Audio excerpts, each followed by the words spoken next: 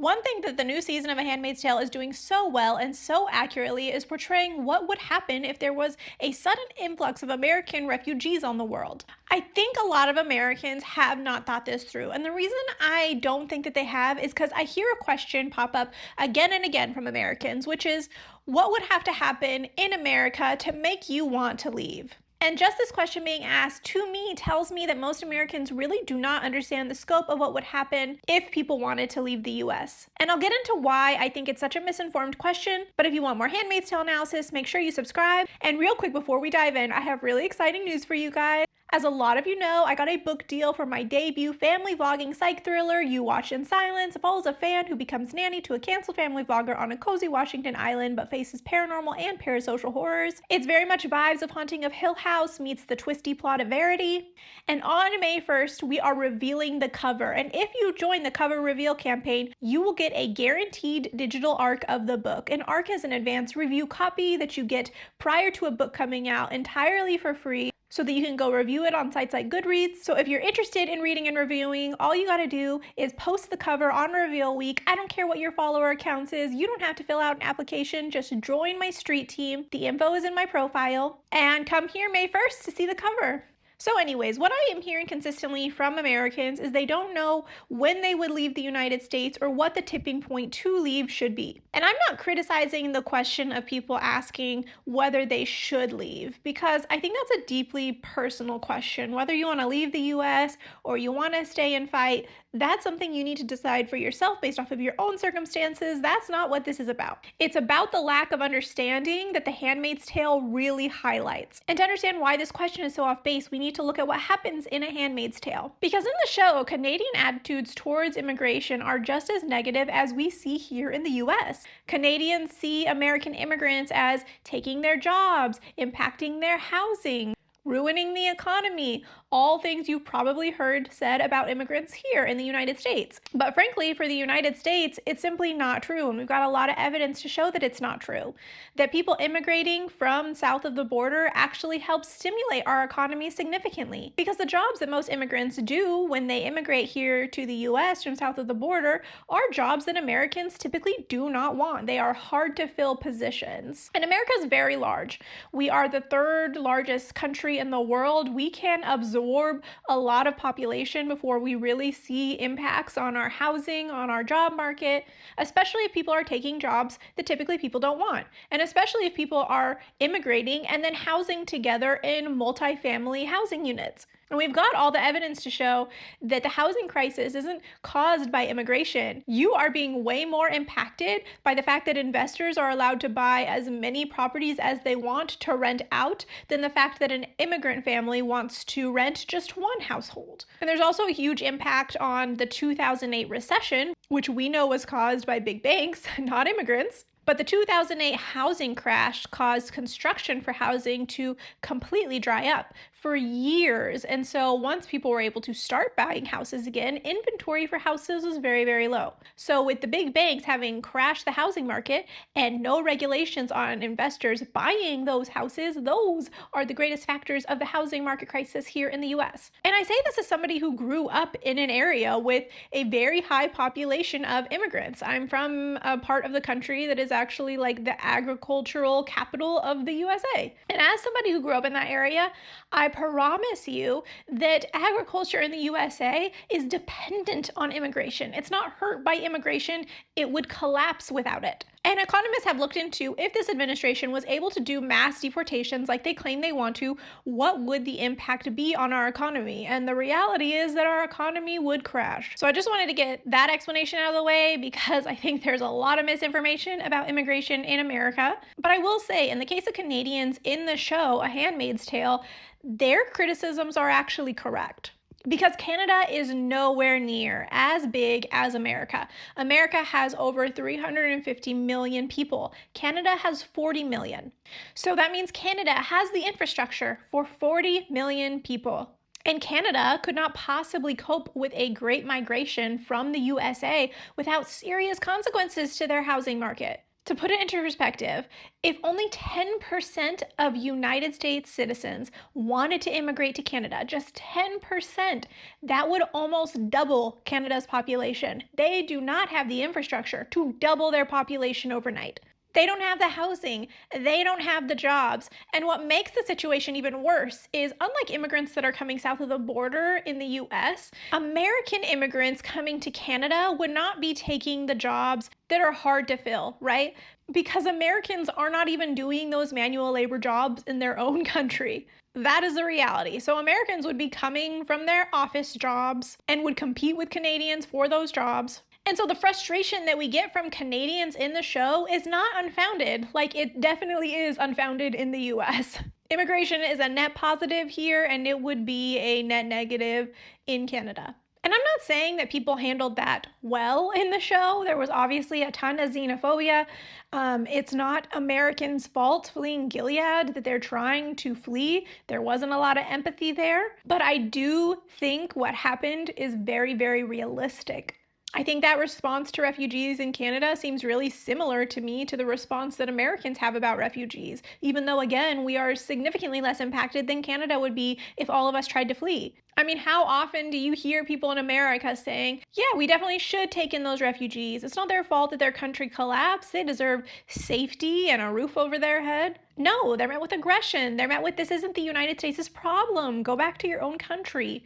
They're met with literal rumors that they eat cats and dogs. Absolutely despicable behavior. We are very, very dehumanizing to immigrants, but I feel like Americans do not have it in their head that that is how we would be treated in other countries. I think especially white Americans tend to think like, I'm American, I'm wanted everywhere, but you're not. You're not that important. Your job is probably not that vital. If you're not in healthcare or construction, most countries don't want anything to do with you. If we were refugees anywhere else, we would be treated the exact same way that Americans treat refugees here. And the truth is, Americans already are not thought of very well around the world. There is already a lot of stigma against Americans, and that is significantly worse now with this administration. We have been knocking off allies like they're pieces on a chessboard. And while I like to think that most sensible people in any country understand that not all of us support this, not all of us want to be part of this, the truth is there is some real frustration with America going on in the world right now, and we would face that stigma. And that would all be made worse by the fact that most countries simply cannot absorb us. Again, we are the third biggest country in the world. Only India and China are larger than us. Most European countries are a fraction of our population. So even if we spread American refugees throughout all these other countries, they cannot absorb all of us. How do you think people in these countries are going to react if suddenly they can't afford housing in their own country because they are surrounded by Americans? And if I know Americans very well and the kind of entitlement that we have, we're very individualistic, we're a little self-absorbed. I don't think that we're going to go in and take on cultures as much as we're going to try to force our culture onto other people. And again, this is ironic because this is something that Americans complain about. Like, if you come to our country, make sure you speak English, blah, blah, blah, blah. But we would go to any other country and be so obnoxious. I know that we would. So the fact that all these country leaders are so frustrated with American refugees, especially Canada, again, very realistic to me to how things would really play out if Americans tried to leave. But that is the problem. That's a problem with the question, when should I leave? When is the tipping point? When is the right moment to decide I cannot tolerate what's going on in America anymore and I need to leave now? That question is working off of a false pretense that you can leave. What is making you think that when you decide that your tipping point has passed, that you're going to be able to leave? Because again, I think Americans really have this idea that we're wanted everywhere, that it would be easy for an American to go to another country. That's not true right now. For an American to move to Canada right now is already a very difficult process, especially if you are not in a sector that they desperately need, like healthcare. Canada has been capping immigration for years and only has more stringent caps planned for the next 5 years. If a Canadian employer wants to offer you a job, they have to do a ton of paperwork and prove that they genuinely tried to find a Canadian to fill that position before they hired you. It's a lot of work that most employers are not willing to do. A lot of people go as an international student because you can get a work permit after, but that work permit only lasts for a few years, and it's only for a few sectors that they really need jobs in. And this varies province to province, but if you're an international student, you get your work permit, you try to apply to stay long term, but your work permit expires before you get approved, you have to go back to your home country. And every single year there are new crackdowns, there are new requirements, they shut down different immigration streams. It's a constantly changing, very frustrating, very difficult process. And that's true of every country. There are countries that are easier to immigrate to and harder to immigrate to, but I don't know any country that is just straight up easy to go to, that you can just decide you want to move there and go there. You can maybe decide that you want to live there short term. There's a lot of places that have long-term visitor visas, but to actually stay and try to become a citizen there, very hard everywhere. But let's assume that some people asking, when should I leave, know this. They know it's going to be a lot of work. They happen to be in a job that's really needed in other countries, and so they are planning to do that hard work and to do what it takes to get to another country. Let's work off of that premise, because even if you know that, even if you think that it's actually feasible for you to go to another country, you are still asking the wrong question if you're asking, when is it time to leave? Because history shows time and time again that there is no such thing as leaving on time for fascism. You either leave early or you're too late. And I'll explain it like this. Let's say that you think you want to leave. You might want to go. You're not sure when the right time is to go, so you decide, I'm just going to go now. Even if I'm overreacting, even if it's not totally necessary, I'm leaving right now. So you'd be one of the ones who are early. And as someone who's early, you're going to face some difficulties. Everyone around you is going to act like you're overreacting. They're going to call you an alarmist. They're going to say it's way too soon to do this. You might face some doubt. You may be tempted to stay and wait. But let's say you go through with it. You're early because no one else wants to leave yet. They may think you're overreacting and they may make you doubt yourself, but they're not competing with you to leave because they don't think it's time. And because of that, you actually get to leave. You get into a visa stream that works for you. You're early, you're out, you're gone. But now let's work off the assumption that you're in the camp that you've decided there is one single thing that needs to happen for you to leave. And so you are waiting for that evidence, for that proof. You don't want to be someone who's alarmist. You don't want to be someone who's overreacting. So you're just going to wait and see. And it'll be okay, because once you have that sign, you'll know for sure. And then you'll know that you're making the right decision, and that is when you'll go. The problem with that is that whatever sign you pick as evidence that it is now time to leave, I guarantee you that is also a lot of other people's sign.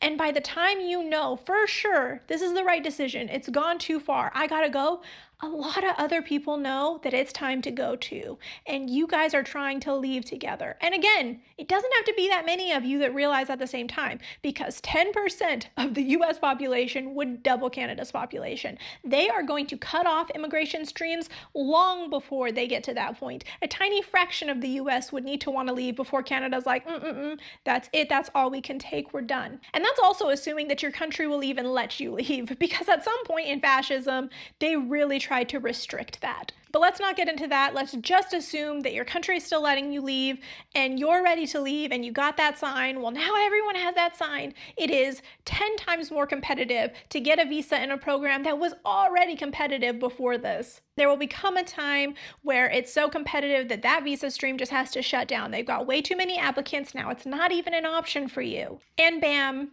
you're late. You're too late to leave. Assuming there will be one sign that will still allow you to get out, it's working off of a reality that isn't true. Once you have proof, so does everyone else, and it is going to get really, really hard to go. So like I said, you can be early or you can be late. Now let's assume you are late, but the situation becomes so dire, like it did in Gilead, that you become a refugee. You do not have any of the normal pathways to immigrate, so you won't have like a work permit or won't be able to choose your own housing. It's too late for that. And if you are in a situation where you've become a refugee, I hope you are prepared to say goodbye to the life that you knew. Even if you were a refugee in Canada, and you know Canada is culturally pretty similar to the US, you will not be living the way that you lived in the US. You're not going to have options for housing. You're not going to have options for jobs. You are going to be probably stuck in housing with a lot of other people. You are going to be working on an asylum case where you have to prove in court support that you actually need to stay there. It's a long process. It's a grueling process. It is not a luxurious process. You are not going to be treated with luxury, and you are not going to be treated with kindness, because like I said before, how do we treat refugees here? That is how you can expect that you would be treated if you were a sudden refugee in another country, using their resources, crowding their housing. People are not going to be kind to you. You are not going to be settled in any sense of the word. So I really gotta say, I think anyone who is asking themselves, when will I leave? What will be the time I leave? Oh, okay, this is the time I'm gonna leave. I think they will all be in the too late category. And again, like I said early on in this video, this is not advice. This is not me telling you to leave the country. This isn't me saying you need to leave the country. This is just me playing out realistic scenarios if a time came where you really wished you would have gone. The reality is that we've seen this play out in history time and time again. And once people reach that point where they're like, nope, it's too far, I gotta go, they can't go by that point. You're really only ever gonna be too early. So keeping that in mind, I know a lot of people thought that the new Bethlehem idea wouldn't work, because who would go back to Gilead after what they did? And what country would allow people to go back to Gilead after what they did? But again, I think the reaction of the leaders of these other countries is really realistic, because their countries would be so overwhelmed with Americans by this point, they would be desperate to do something with them. A lot of Americans in these other countries probably don't have housing, don't have jobs, are doing nothing but sucking resources out of the government. They'd be pretty eager to do something with them. So if they could be promised there wouldn't be human rights violations, yeah, people would send them back. And I think some people would even volunteer to come back, because they would be so sick of living as a refugee, so sick of not having housing, of not having a job, of not having any sense of normalcy, living week to week, maybe sometimes living meal to meal, and you don't even get to decide what meal that is. That's a life that I think majority of Americans could not cope with. And so the opportunity to have a house again and some financial stability and to choose what you eat, I think that some people would buy the promise that New Bethlehem would be different if they could prosper a little bit. I really do. And I think that there would be a lot of people in Rita's situation who have family in Gilead, and this is the only way that they could see them. I think a lot of them would go to New Bethlehem for that reason as well, especially if they could monitor the safety of those family members from New Bethlehem, or potentially live with their family again. Yeah, I think that New Bethlehem actually could work.